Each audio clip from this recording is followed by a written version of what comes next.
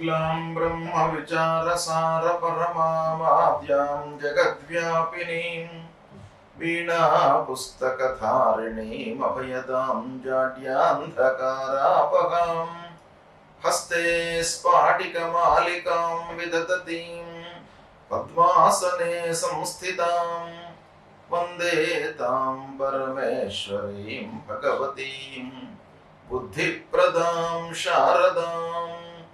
श्री महागणाधिपतये नमः। श्री महासरस्वत्यै नमः। श्री गुरुभ्यो नमः।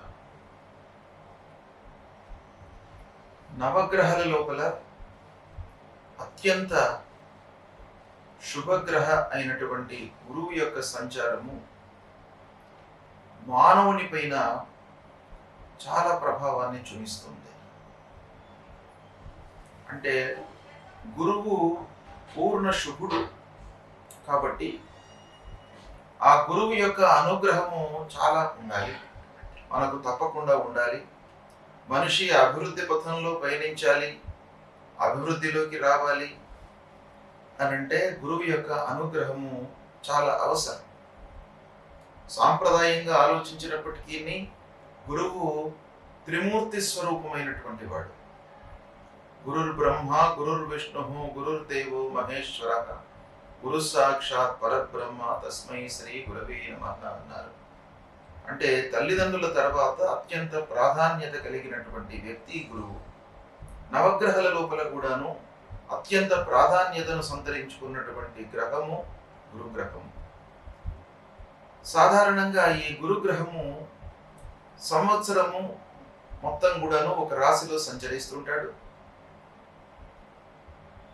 ఆ 12 నెలలు ఒక రాశిలో ఉండడం మూలకంగా వివిధ రాశులకు అంటే 12 రాశుల వారికి ఏ స్థానాలలో సంచరిస్తున్నాడు, ఎలాంటి ఫలితాలు ఉంటాయి అనేటువంటి విషయము మనము సర్వసాధారణంగా గోచార ఫలితాలను దృష్టిలో పెట్టుకొని చెప్పుకుంటుంటాం.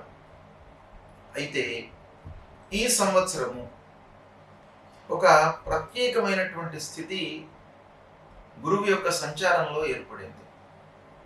అదేంటంటే 14 మే 2025 నుండి 18 అక్టోబర్ 2025 వరకు మిథున రాశిలో సంచరిస్తున్నాడు. అంటే 5 మాసాల 10 రోజులు ఈ రాశిలో సంచరిస్తున్నాడు.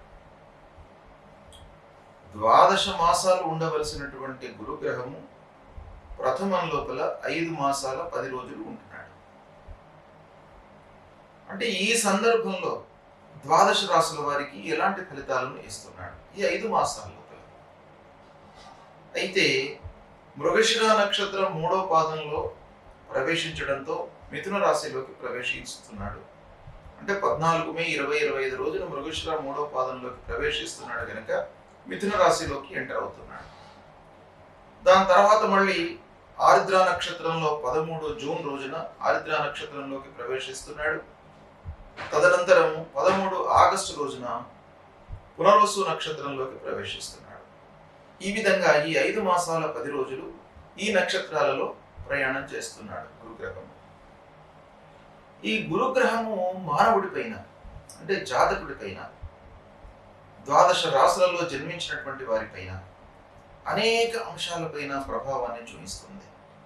ముఖ్యంగా ఆదాయము, రాబడి, వృత్తిపరమైనటువంటి ఔన్నత్యం ఎలా ఉంటుంది అనేటువంటి విషయం పైన, తర్వాత గురువు సంతానకారకుడు కాబట్టి పిల్లల యొక్క అభివృద్ధి, వాళ్ళ చదువు, ఉద్యోగాలు, సెటిల్మెంటు ఎలా ఉంటాయి అనేటువంటి విషయం పైన కూడాను ఆ గురువు యొక్క ప్రభావం ఉంటుంది. తర్వాత శాస్త్ర విజ్ఞానం పైన కూడాను ఈ గురువు యొక్క ప్రభావం ఉంటుంది. అంటే మనం ఏదైనా కూడాను శాస్త్రము లేదా టెక్నాలజీ పరంగా ఏదైనా కూడాను అవగాహన చేసుకోవడానికి, అర్థం చేసుకోవడానికి, ఉన్నత విద్య మనకు అనుకూలించడానికి కూడాను ఆ గురువు యొక్క అనుగ్రహం బాగా కావాలి. ఇక పాండిత్యము, నలుగురి లోపల కూడాను ఈ విద్యా పాఠవాలు ప్రదర్శించడానికి, మంచి పేరు తెచ్చుకోవడానికి, పండితుడు అనేటువంటి ఒక గౌరవ మర్యాదలు లభించడానికి కూడాను గురువు యొక్క అనుగ్రహం బాగా కావాలి. అంతేకాకుండా ముఖ్యంగా జాతకుడు అంటే మనిషి ధర్మ మార్గంలో ప్రయాణించడానికి కూడాను ఆ గురువు గ్రహం యొక్క అనుగ్రహం కావాలి. భక్తి మార్గంలో ప్రయాణించడానికి, భక్తి ప్రపత్తులో ఉండడానికి కూడాను ఆ గురువు యొక్క అనుగ్రహం కావాలి. ఆధ్యాత్మిక సాంస్కృతిక కార్యక్రమాలు ఈ మనిషి మనసులో మెదలడానికి కూడాను గురువు యొక్క అనుగ్రహం కావాలి. ఈ విధంగా అనేక అంశాలపైన గురువు యొక్క సంచారము, ఆ గురువు మంచి స్థానాలలో ఉండడము, తద్వారా కలిగేటువంటి విషయాలు చాలా ఉన్నాయి. కాబట్టి గురువు యొక్క సంచారానికి అత్యంత ప్రాధాన్యత ఉన్నది. మకర రాశి వారికి గురు గోచారము అంటే మిథున రాశిలో గురువు సంచరిస్తున్నటువంటి సమయంలో ఫలితాలు ఎలా ఉంటాయో తెలుసుకుందాము. ఈ సంవత్సరము 14 మే 2025 నుండి 18 అక్టోబర్ 2025 మధ్యకాలంలో మిథున రాశిలో గురువు సంచరిస్తున్నాడు. గురువు 6వ స్థానంలో, షష్టమ స్థానంలో సంచరిస్తున్నాడు. ఈ 6వ స్థానము గోచార రీత్యా ప్రతికూలమైనటువంటి స్థానం.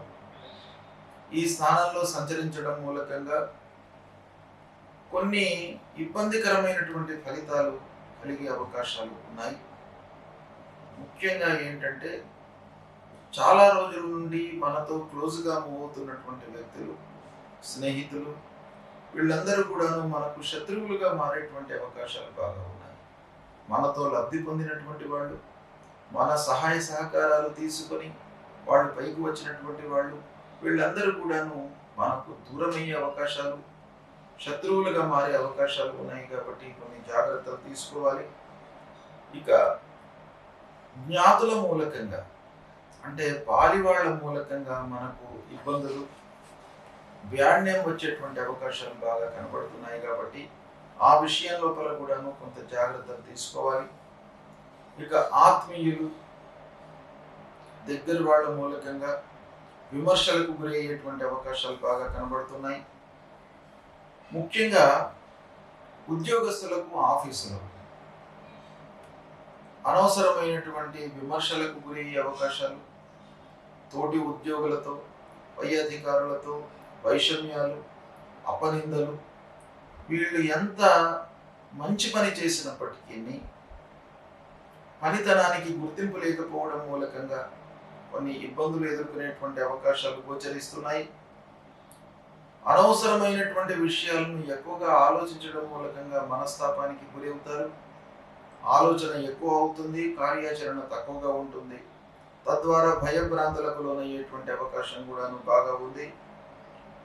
ఎక్కువగా ప్రయాణాలు చేయవలసినటువంటి స్థితి ఏర్పడుతుంది. వృధా ప్రయాణాలు, అనవసరంగా మనకు అవసరమని తెలిసినప్పటికీ చేయవలసినటువంటి ఆగత్యం ఏర్పడుతుంది. అలాంటి వాటి మూలకంగా ఖర్చులు, మనస్తాపము, అనారోగ్యము, అలసట, ఇవన్నీ కూడాను కలిగేటువంటి అవకాశాలు బాగా కనబడుతున్నాయి. ముఖ్యంగా పనిభారం పెరుగుతుంది. పనిభారం పెరగడం మూలకంగా ముఖ్యమైనటువంటి విషయాలను మీరు నిర్లక్ష్యం చేసేటువంటి అవకాశాలు ఉన్నాయి. అంటే ఆరోగ్యపరంగా చాలా శ్రద్ధ తీసుకోవాలి. ఈ షష్టమ స్థానంలో సంచరిస్తున్నప్పుడు మానసిక ఇబ్బందులకు గురి అయ్యేటువంటి అవకాశాలు ఉన్నాయి. స్నేహితులు, దగ్గర వాళ్ళతో కలహాలు, ప్రారంభించినటువంటి అన్ని పనుల లోపల కూడాను ఆలస్యము చోటు చేసుకునేటువంటి అవకాశాలు ఎక్కువగా ఉన్నాయి. ఆలస్యం మూలకంగా మీరు అనుకున్న సమయంలో ప్రారంభించినటువంటి పనులను పూర్తి చేయకపోవడము, తద్వారా మనస్తాపానికి గురి కావడము, ఆర్థికంగా భారము పెరిగిపోవడము, రుణభారము, ఇవన్నీ కూడాను ఈ సమయంలో కలిగేటువంటి అవకాశాలు బాగా కనబడుతున్నాయి. ముఖ్యంగా పిల్లల చదువు విషయం లోపల మీరు చాలా జాగ్రత్తలు తీసుకోవాలి. వృత్తిపరమైనటువంటి సమస్యలను ఎదుర్కొనేటువంటి అవకాశాలు ఉన్నాయి. కనుక వృత్తిని చాలా జాగ్రత్తగా మీరు దగ్గరుండి అన్ని రకాలుగా ప్రతి క్షణము చూస్తూ ముందుకు తీసుకొని వెళ్ళాలి. ఇలాంటి ఫలితాలు మకర రాశి వారికి ఈ షష్టమ స్థానంలో సంచరిస్తున్నటువంటి సమయంలో ఉన్నాయి. అయితే మకర రాశిలో జన్మించినటువంటి వాళ్ళందరికీ కూడాను ఇలాంటి ప్రతికూల ఫలితాలే ఉంటాయా అని అంటే ఉండవు. నక్షత్ర రీత్యా కొంత తేడా ఉంటుంది. నక్షత్ర రీత్యా కొంతకాలము మనకు అనుకూలంగా ఉండే అవకాశాలు ఉన్నాయి. ప్రథమంగా ఉత్తరాషాఢ నక్షత్రం 2, 3, 4 పాదాలలో జన్మించినటువంటి వాళ్ళు, శ్రవణ నక్షత్రం, ధనిష్ట నక్షత్రం 1, 2 పాదాలలో జన్మించినటువంటి వాళ్ళందరూ కూడాను మకర రాశి కిందికి వస్తారు. అయితే ఉత్తరాషాఢ నక్షత్రంలో జన్మించినటువంటి వారి విషయం ప్రథమంగా మనం ఆలోచించినట్టయితే 14 మే నుండి 13 జూన్ వరకు కొంత ప్రతికూలత కనబడుతుంది. అంటే రాశి రీత్యా ఆల్రెడీ ప్రతికూలంగా షష్టమ స్థానంలో సంచరిస్తున్నాడు. ఇక నక్షత్ర ప్రభావం ఎలా ఉంది అంటే నక్షత్ర రీత్యా ఈ నక్షత్రంలో జన్మించిన వారికి మృగశిర నక్షత్రంలో గురువు సంచరిస్తున్నటువంటి సమయం. ఈ కాంబినేషన్ చూసినట్టయితే మనకు 14 మే నుండి 13 జూన్ వరకు కొంత ప్రతికూలంగా ఉంది. 13 జూన్ నుండి 13 ఆగస్టు వరకు అనుకూలంగా ఉంది.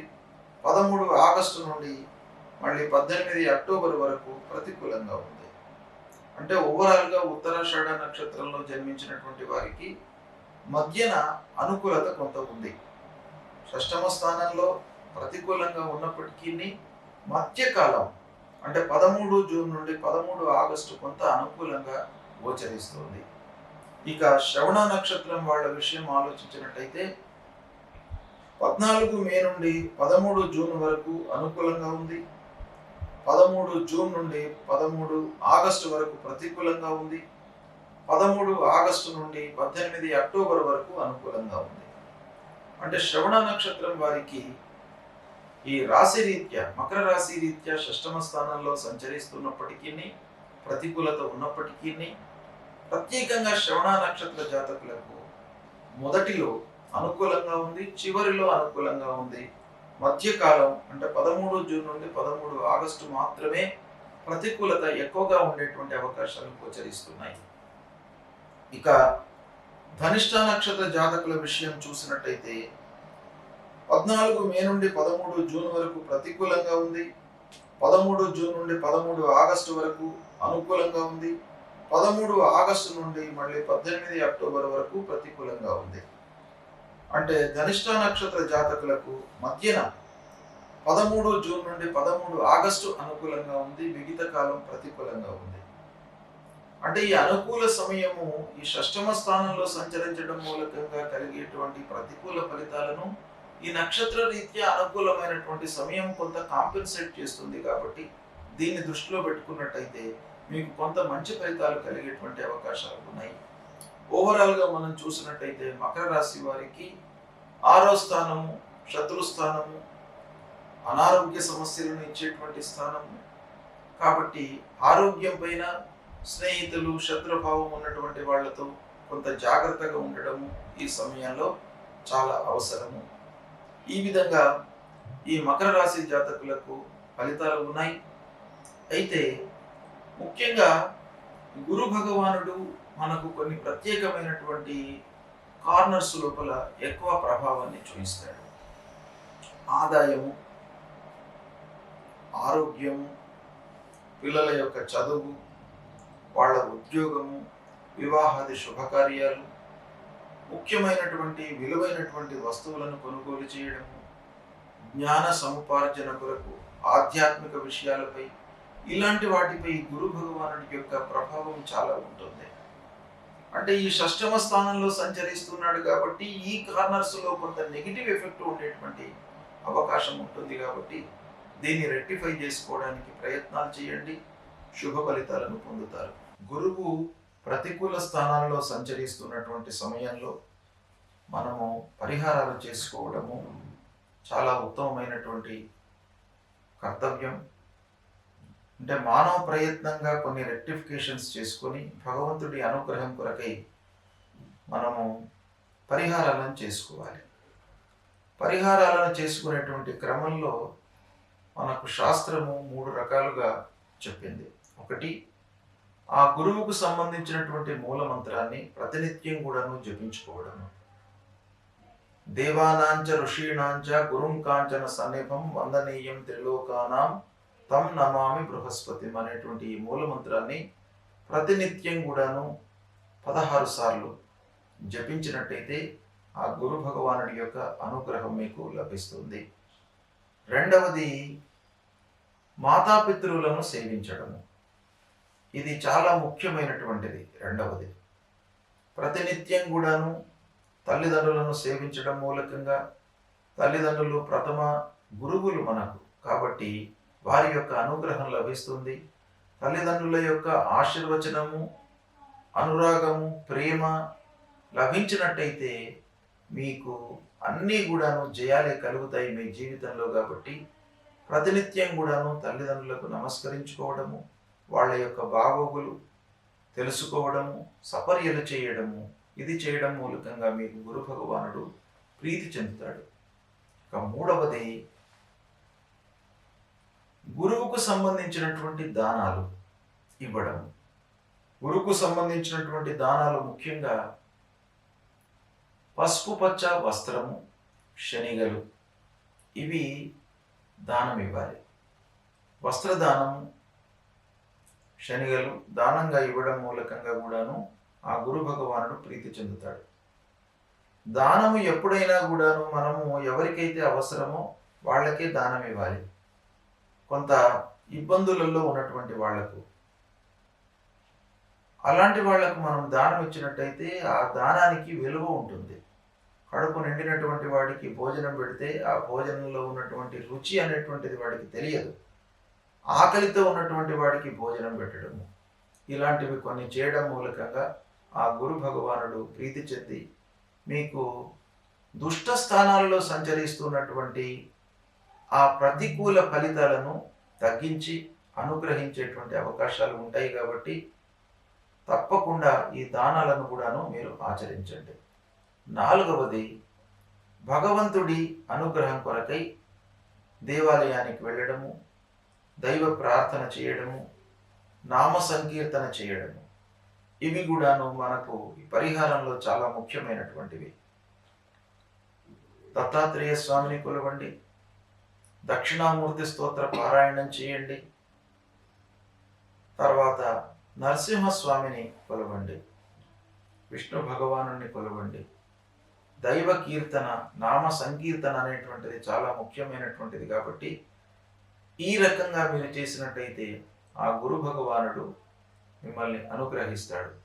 కనుక తప్పకుండా గురువు ప్రతికూలంగా సంచరిస్తున్నప్పుడు తప్పకుండా మనము పరిహారాలు చేసుకోవాలి. ఇవి చేసుకోండి, మీరు శుభ ఫలితాలను పొందుతారు.